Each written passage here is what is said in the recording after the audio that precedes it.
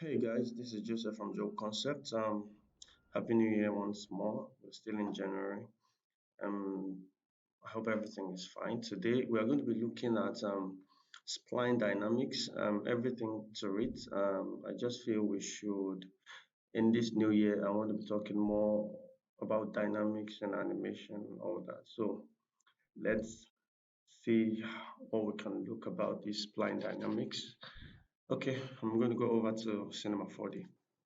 All right, here in Cinema 4D, for you to have your spline dynamics work, what you need to know is that you need to have spline objects in the scene for spline dynamics to work. All right, so I'm going to create a spline, and that I'm going to do that in my front view. So if I go to my F4, it takes me to my front view. I'm going to create a spline somewhere here. So I'm just going to click here, hold down, and click here. And escape. So if I go back to my perspective view, this is what I have created. So what I want to do is I'm going to move this spline up so that we can see the next thing to it. So this is the spline object that we have is on is in the air. So for us to look at spline dynamic, then it's just more like a tag. So you select the spline object, you right click in the scene, you go to your new tag. So you go to hair tags, you're going to see spline dynamics. So if I click on this spline dynamics, that will be added to this object. So if I hit play on my keyboard now, the object falls down. So what I'm going to do is I'm going to create a floor object, just the plane object to interact with this. So if I play this, you notice that this falls and goes past that floor object. And the reason why this is happening is because this object is not tied to the floor object. We have to add another tag to this floor object to interact with this spline object. So for us to do that, we select this plane object, which is meant to be a floor. So we right click here, we go to new tags, we go to hair object.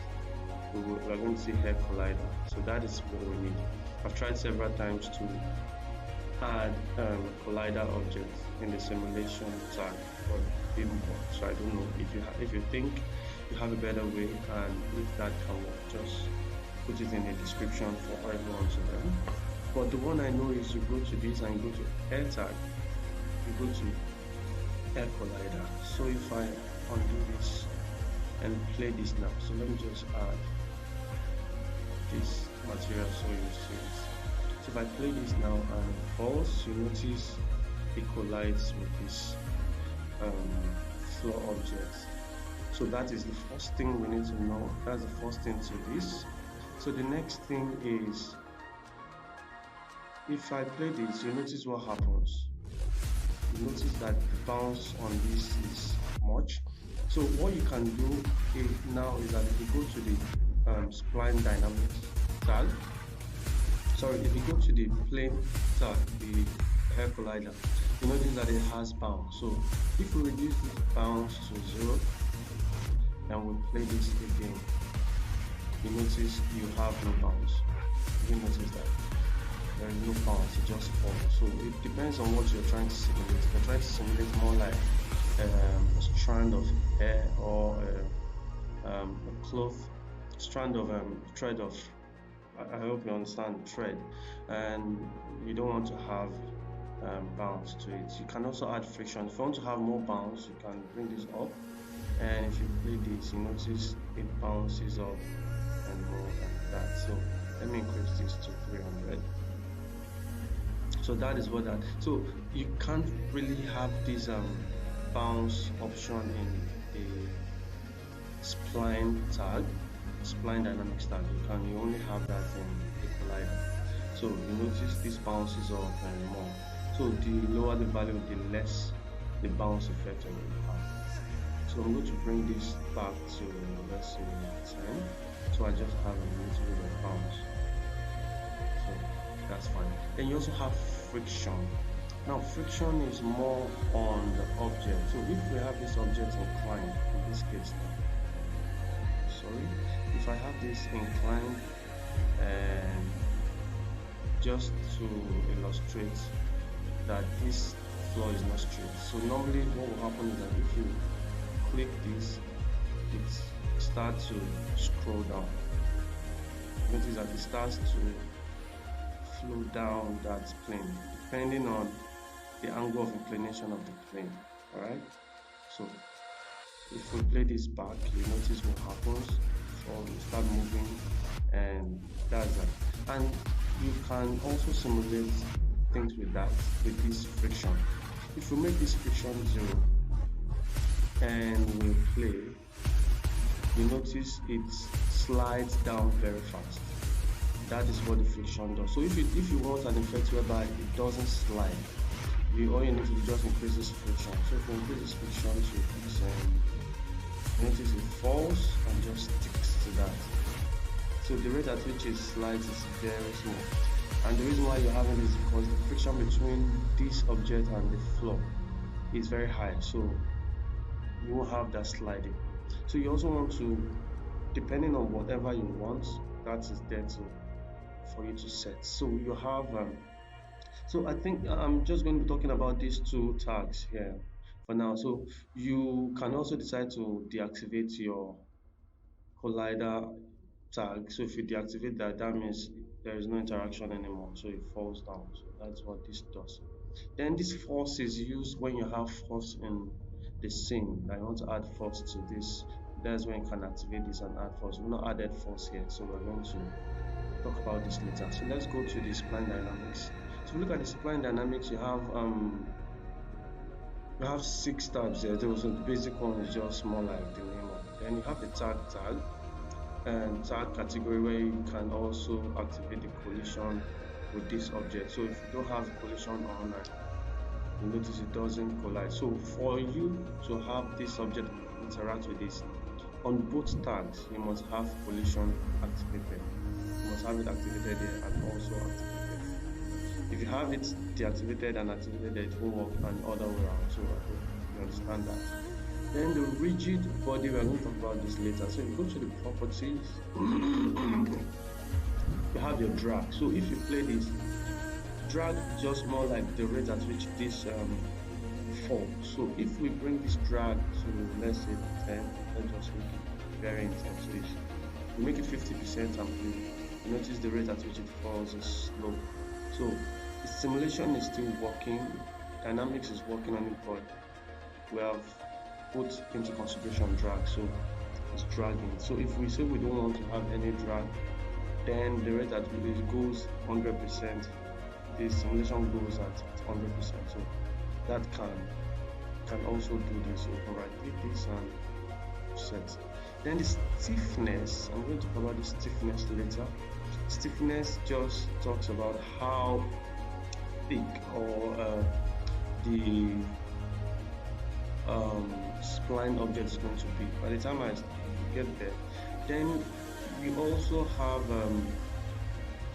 the force, where you can add force. So right now the dynamic, the gravity is -9.0. So this is the normal gravity, so that's why it falls.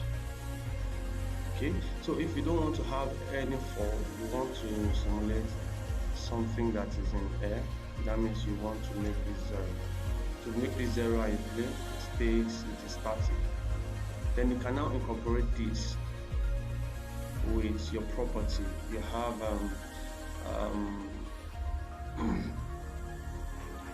your rest hold. You can incorporate that with that, so you add a little bit of animation to that. So but then if you want to have a floating object floating up, then you can just make this a positive value. So we make this positive 5 and play float up. So that is what that does. So this cache is used to cache your simulation so that you can scroll your timeline in real time and have that effect.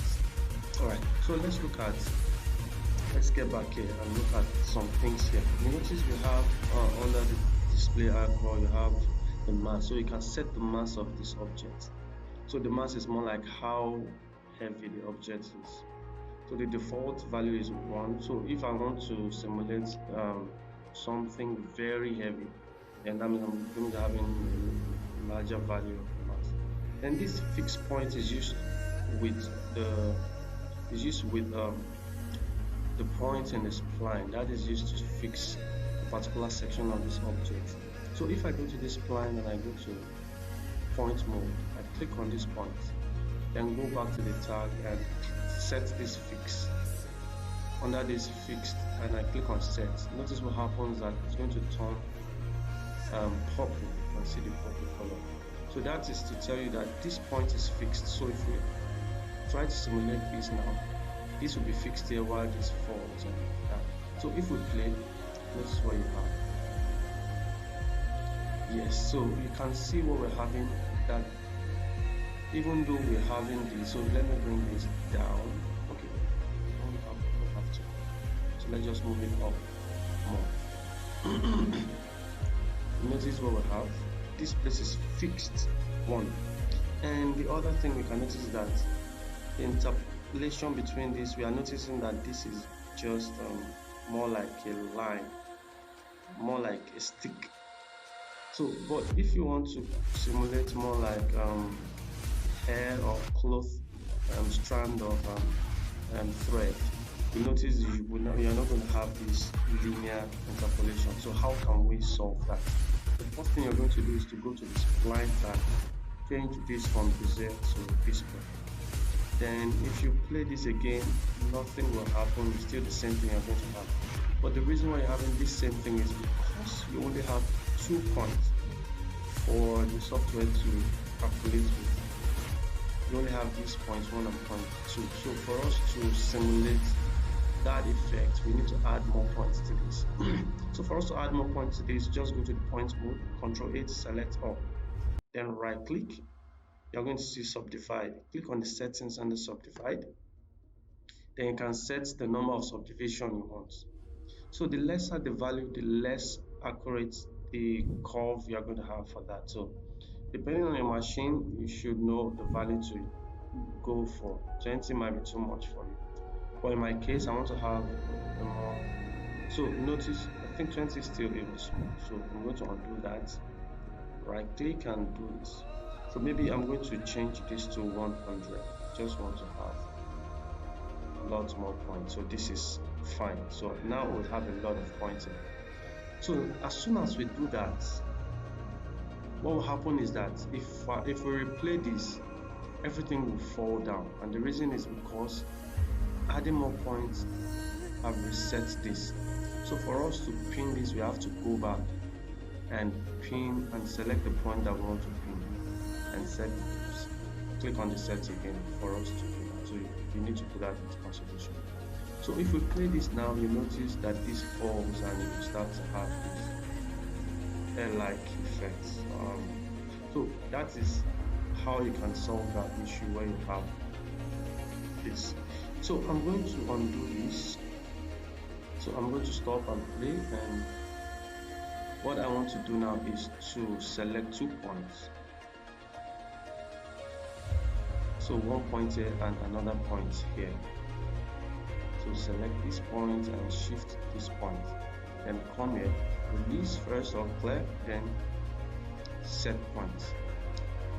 So now I have 2 points set. If I play this falls and I have this effect. Okay.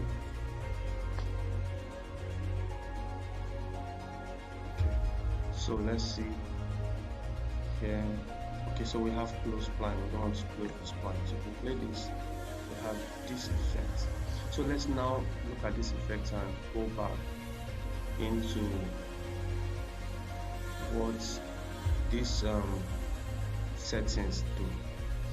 Alright, so let's look at some of these. Now the drag, you already know the drag. So let's look at this radius. So bring this radius to 0 and replay. Notice the rate at which this comes down and up is more. If we bring this to, like, let's say 1000 or 100 and we play that, nothing really changes here. But then, okay, let me reset this. So if you come to the stiffness and bring the stiffness to 0 and play, you notice that this object bounces and it's not really that stiff. Okay, it's not really that stiff. If we bring this up to 100% and undo, just play this back, you notice the effect you get to have is that this becomes a lot stiffer than this. So if I bring another object more like a sphere and add this collider to this, so let me increase this to more like 500. Then I bring this and start moving this towards this. Okay, sorry. You will see the effect you get here. Moving towards the subject, you're having this effect. But if you reduce this stiffness to somewhat 0, you notice the rate at which it deflects is more compared to if this is 100. You notice what happens. So that's what the stiffness does. The rate at which it falls down and gravity affects it is more when the stiffness is lesser than when the stiffness is high. So if I bring the stiffness to 0, gravity affects it more. Alright, so I'm going to bring this back to false. I have that. Then the next thing is rubber. If you bring this rubber to 0, you notice what happens. Then you don't really have the rubber effect on this. So maybe you want to do abstract designs and all that, you could use this. But if you want to have that effect more like a rubber effect, then you want to start adding rubber effects to this. So what actually activates this is changing the value from 0 to 1. So if you bring 0, you have that. If you bring this thing to 0.1, you still have this jaggedness to it, so it's not really smooth. So, but as soon as you bring this to 1, it starts becoming smooth and smooth. Then increasing this value makes it a lot smoother. So that is what the rubber does. Let's bring this back to this. So the rest hold, if you bring the rest hold to 100, everything is just straight. So that's what the rest hold does. Everything is straight as its rest, from the word rest hold. It holds this object to its rest. So nothing, same as if nothing happens. Alright? But if you bring this rest hold to more like 50% and replay, you notice a kind of shifting there. If you would see, can you see that? Kind of shifting here. So it's trying to, but this value is still too much. So if you bring this rest hold to 10 and play, have that. Still having that effect. So what the rest hold does is more like bring this object to its initial state before you added that time. So that is what the rest hold does. So if we bring this to 0.5, you have this effect. It's trying to bring it to its initial state. Then this rest mix does similar things with the rest hold. So if we bring this to 50% and play, you notice it start coming down a little bit and a little bit like that. So that's what these two, what they do. Alright, so for the forces to work, you have to go to your simulate menu, you go to your particle, then you have these forces. These are the forces that will work with it. So if I want to add more like turbulence to this, I can add turbulence into the scene. So for the turbulence to have effect, I have to go to the spline. You can see where you have the mode force include. I have to drag this turbulence to this. Then you start seeing the effect of this turbulence. You turbulence is having effect, but you don't really see more because you have to go back to the turbulence and increase the strength. So this strength is small. So if we bring this to 10, you notice that the turbulence is having effect, and also the scale. So you can already see what that. So if we bring this to more like a realistic value of let's say 1.5 meters, and reduce the scale, you can see. So this can be used to illustrate more like a windy effect, and also the frequency. You can also work with the frequency. The frequency is more like the speed of the turbulence, so you can just reduce the frequency to whatever value you want. You can see the speed is not much compared to when you bring it down, so you can see the speed is reduced. And so you can work with a lot of this. If you want to add rotation to it and wind and all that, you can also add them to this. All you just need to do is make sure you add them into this effect. So the rotation, you can increase the angular rotation. Maybe we want this to be 50, and maybe bring it out. And so you have this effect. Then you can change from any of these. Maybe you want acceleration, force, or aerodynamic wind. So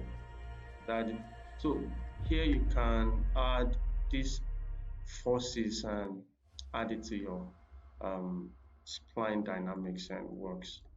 Okay, so I think this is just more like a